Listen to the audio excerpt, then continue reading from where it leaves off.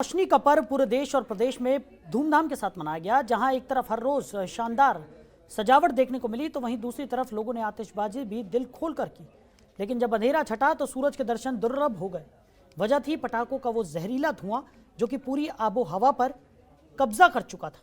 उत्तर प्रदेश में प्रदूषण रफ्तार पकड़ चुका है। प्रदूषण के बढ़ते स्तर की वजह से लखनऊ, आगरा, नोएडा, गाजियाबाद समेत अन्य शहरों में विजिबिलिटी कम हो गई है। वहीं आज सुबह से ही कई इलाकों में कोहरा भी छाया हुआ है।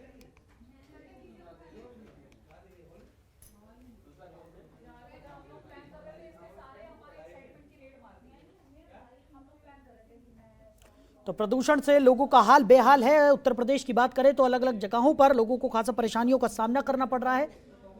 दिवाली पर जमकर की गई आतिशबाजी के बाद जब रात छटी तो सुबह का सूरज देखना भी दुर्लभ हो गया। लगातार कोहरे की एक परत छाई हुई है, यानी प्रदूषण ने इस कदर कहर बरपाया हुआ है कि कुछ भी देख पाना बहुत मुश्किल हो गया है। विजिबिलिटी काफी कम है। खबर पर ज्यादा जानकारी के साथ हमारे सहयोगी रामानुज भी हमारे साथ जुड़ गए।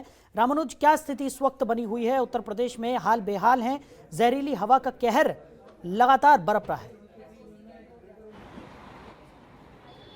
देखिए साहिल, अगर बात की जाए कि जो जहरीली हवा है वो जिस तरीके से दीपावली के अंदर जो पटाखे बजाए गए उसी का जो है खामियाजा उत्तर प्रदेश के लोग भुगत रहे हैं। और उत्तर प्रदेश के अंदर भी जगह जगह जो है पटाखे जलाए गए।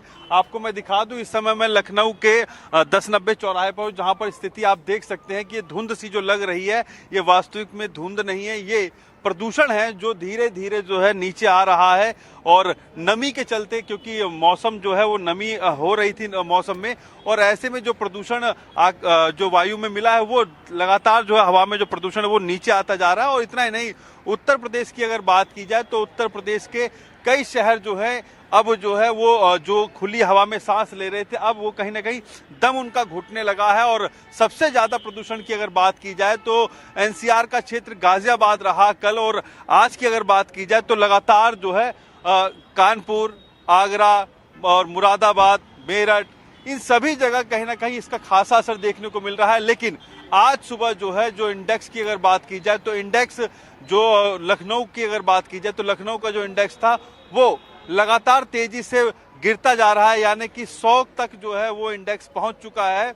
जो एयर क्वालिटी इंडेक्स है वो लगातार उत्तर प्रदेश के तमाम जो शहर है वो कहीं ना कहीं अब प्रदूषण के चलते जो वहां की आबो हवा है वो अब जहरीली होती जा रही है। और लगातार इसका दोषी खुद ही जो है हम लोग हैं, क्योंकि लगातार कई बार सरकार ने भी कोशिश की कि ग्रीन पटाखे जलाए जाएं, अगर ग्रीन पटाखे जलाने भी हैं तो, और ऐसे में इको फ्रेंडली पटाखे, लेकिन ऐसा नहीं हुआ। और शासन का जो आदेश रहा उसकी लोगों ने जमकर धज्जियाड़ा और उसी का नुकसान जो है आज प्रदेश के लोग भी भुगत रहे हैं। और तमाम जो अगर बात की जाए कि कानपुर की बात की जाए, इंडस्ट्रियल एरिया है, उसके बावजूद भी अब जो क्वालिटी इंडेक्स है वो भी लगातार तेजी से गिरता जा रहा है। और ऐसे में उत्तर प्रदेश के कई शहर जो हैं प्रदूषण के खतरे के पास पहुंच चुके हैं। जी साहिल। रामानुज, जो बिल्कुल सही कहा आपने कि लोगों की लापरवाही का खामियाजा अब लोग खुद ही भुगत रहे हैं, क्योंकि सरकार की तरफ से पटाखों पर बैन किया गया था। बोला गया था कि कम से कम यहां पर कोशिश की जाए कि पटाखे इस बार बिल्कुल ना जलाए जाएं, और जला भी रहे हैं तो इको फ्रेंडली पटाखों का उपयोग यहां पर करने की हिदायत दी गई थी, अपील भी की गई थी। लेकिन उसके बावजूद तो लोगों की लापरवाही यहाँ पर उजागर हुई है। वहीं अगर आप वर्तमान स्थिति की बात करें, क्योंकि स्थितियाँ तो बदहाल साफ तौर पर देखी जा रही हैं, पॉल्यूशन का जो स्तर है वो इतना ज़्यादा बढ़ गया है कि लोगों को आंखों में जलन, सांस लेने में तकलीफ जैसी बीमारियों का सामना भी करना पड़ रहा है। और अब जो स्थिति है वो भयावह तो बन ही चुकी है। अब उसके लिहाज से क्या कुछ कदम उठाए जा रहे हैं प्रशासन की तरफ से? देखिए साहिल, अगर बात की जाए प्रशासन जो है अब फव्वारे से जो है तमाम उन पेड़ों के ऊपर जो है पानी डाल रहा है, ताकि जो है प्रदूषण की जो लेयर है उसको छांटा जा सके, उसको कम किया जा सके, उसका प्रभाव जो है जमीन पर कम हो सके। इसके लिए ये प्रयास किए जा रहे हैं। और जगह जगह पर जिस तरीके की अगर बात की जाए तो जो नगर निगम क्षेत्र है वहां पर इसका खासा असर है। और ऐसे में नगर निगम की जिम्मेदारी, और नगर निगम को एक बड़ी जिम्मेदारी सौंपी है प्रशासन ने कि जगह जगह जो पेड़ पत्ते हैं, जहां पर घना कोहरा लग रहा हो, वहां पर जो है इस तरीके से पानी डालकर वहां पर कुछ वातावरण को चेंज किया जाए। लेकिन साहिल, ये समझना होगा कि वातावरण अब 2-4 दिन ऐसे ही लगभग रहने वाला है, क्योंकि लगातार जिस तरीके से वातावरण में नमी की अगर बात की जाए, जब नमी बढ़ रही है तो जाहिर सी बात है कि पॉल्यूशन भी एक अपना जो है ठोस रूप लेता जा रहा है, जमीन पर उतरता जा रहा है और इसका खामियाजा जो है सभी को भुगतना पड़ रहा है। जी साहिल। चलिए रामानुज, हमारे साथ जुड़ने के लिए, इन तमाम जानकारियों के लिए आपका बहुत शुक्रिया।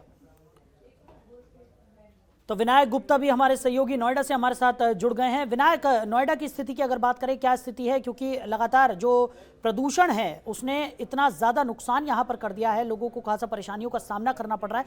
अभी वर्तमान स्थिति की बात करें तो क्या स्थिति है?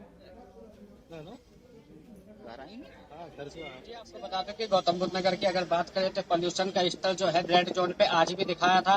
400 के करीब में जो है एक्वाई लेवल दिखाया गया है और साथ ही साथ नोएडा प्रशासन की तरफ से पूरे तरीके से प्रयास किए जा रहे हैं। लगातार गाइडलाइंस जारी की जा रही है, जगह जगहों पर पानी के छिड़काव किए जा रहे हैं। फायर टेंडरों की तरफ से भी जो हाई राइज सोसाइटियां हैं उधर जाकर छिड़काव किए जा रहे हैं। साथ ही साथ जो बिल्डर साइड है उन बिल्डर साइडों को सख्त दिशा निर्देश दे रखे हैं कि अगर आपका कंस्ट्रक्शन साइड कहीं पे भी चल रही है तो वहाँ पर हरे पर्दे होने अनिवार्य है और साथ ही साथ जो स्मोक गन है वो लगा होना बहुत अनिवार्य है। अगर जहाँ पर ये कमियां पाई जाएंगी बिल्डर साइडों पर तो वहाँ पर जुर्माने के साथ साथ कानूनी कार्रवाई भी की जाएगी।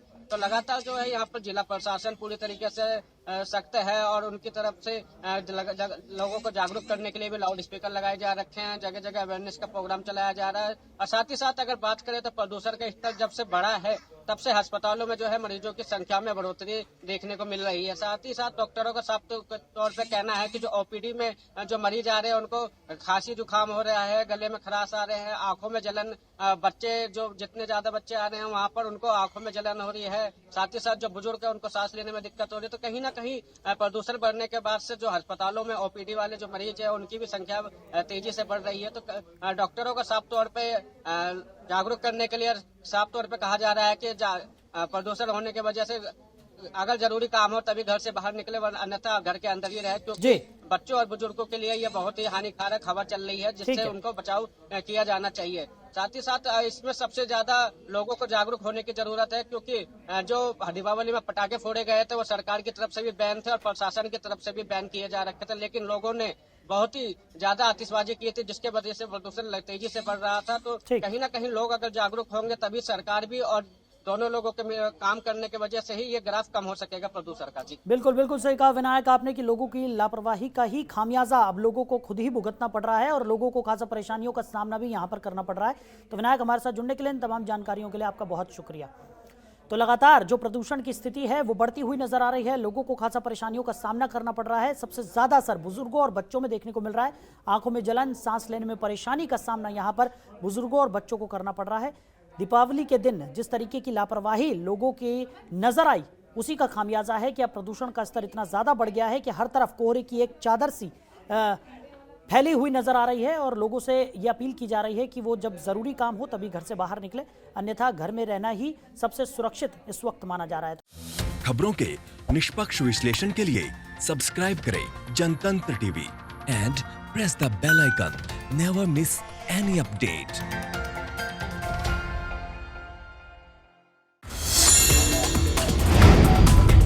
Download the Janatantra TV app, available on Google Play and App Store. Download it now.